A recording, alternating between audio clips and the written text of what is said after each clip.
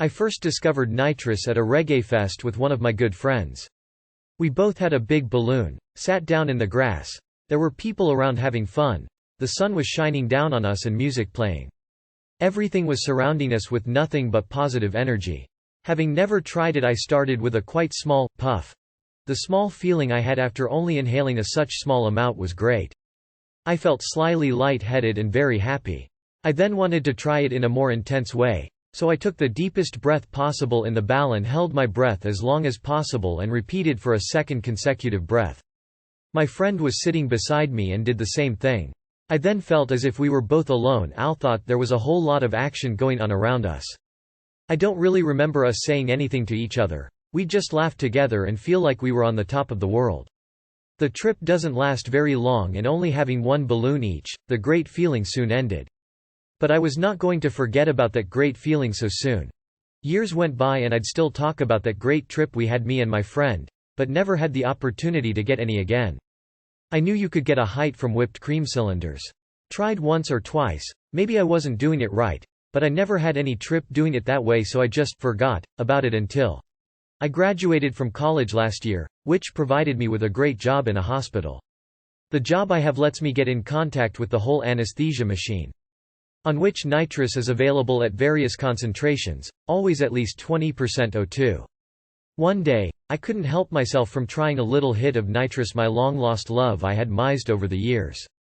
The operations for the day were finished and my shift was done. I had just finished setting everything up for the next day. Everybody was gone, so I thought, let's try it just to see if it's like I once experienced. Obviously the experience was as good as the first. I must say it was a lot more fun the first time, taught not being alone and the whole circumstance completely different. The nice rush and freedom feeling was still there.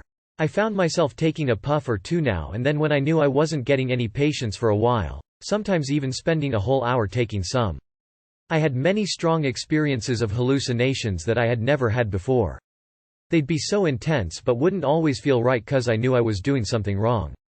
For example, I'd feel as if there were other presences in the room with me, kind of like angels. I'd find myself talking to myself. I'm not even sure if I was really talking or just hallucinating myself talking. Cause I thought there were other people around. Just the thought of taking a puff would make my heart pound and I could feel the blood rushing through my veins. I would have given anything just to bring a bunch of nitrous-filled balloons home so I could share the experience with friends in an intelligent place and not feel the guilt I felt every time I did it at the hospital. I just wish I would have been able to take control and not do it anymore. I had enough one day and told my boss about it, which cost me my job. The job I have been working on to get all of my life.